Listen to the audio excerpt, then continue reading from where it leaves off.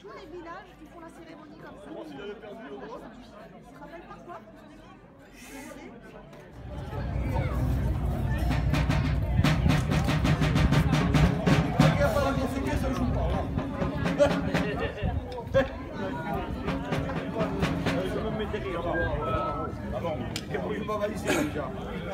Après, je le mets avec Yvan.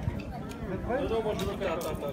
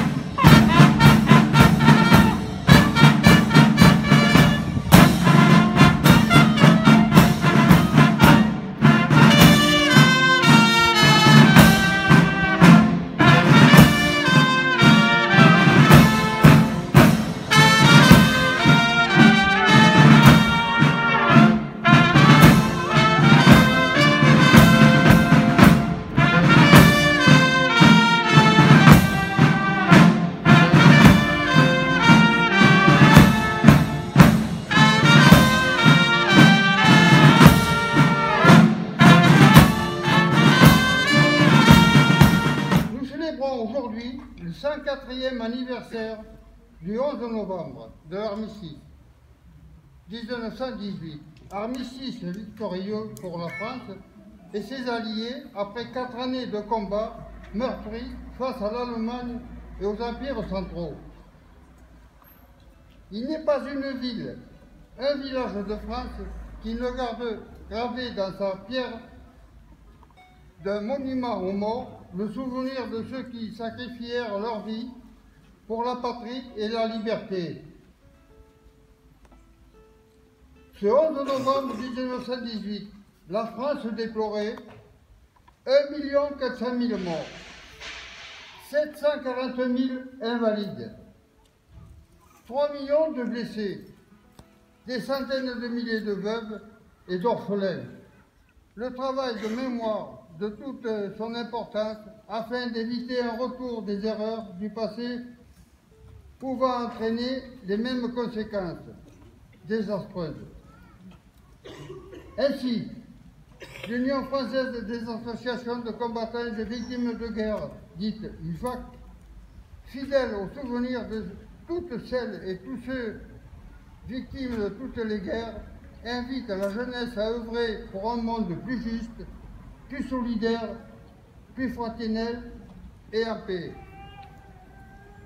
Vive la République et vive la France!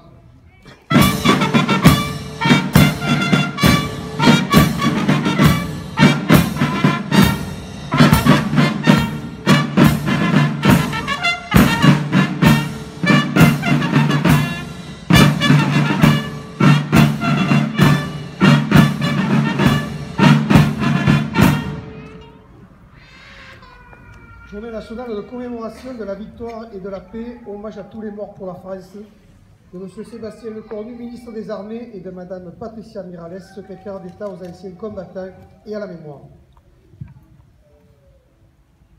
La nouvelle de la victoire se répand à la volée dans tout le pays, de clocher en clocher. L'écho du clairon vient d'annoncer la fin d'un conflit qui a éprouvé le monde et décimé les hommes. La fureur des canons s'est enfin tue, couverte par un immense éclat de joie. 11 novembre 1918, il est 11h, c'est l'armistice. Pour des millions de soldats venus du monde entier, c'est la fin de 4 terribles années de combat.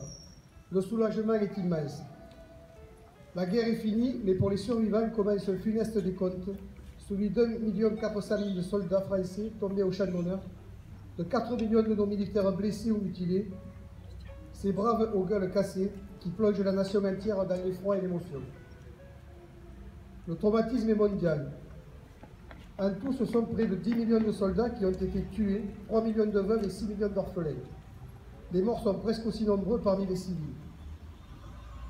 Ceux qui sont revenus des combats racontent la puanteur des tranchées et le fracas des obus. Ils expliquent la peur avant les charges, le courage qu'il faut pour sortir des abris et donner l'assaut aux lignes ennemies sous la mitraille. Ils disent l'horreur du spectacle de leurs frères d'armes qui tombent à leur côté. Souvenons-nous de leur bravoure et de leur sacrifice.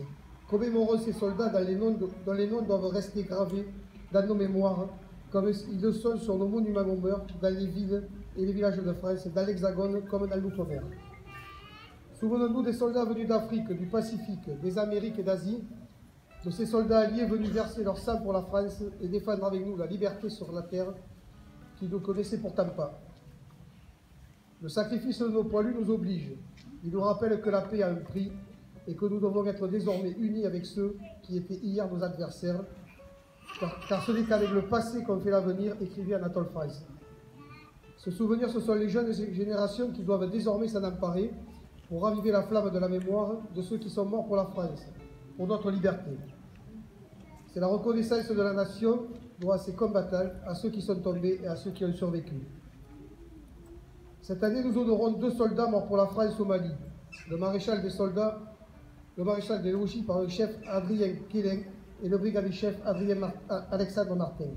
Honorons leur sacrifice et celui de tous les soldats qui ont versé leur sang pour la France. Vive la République, vive la France!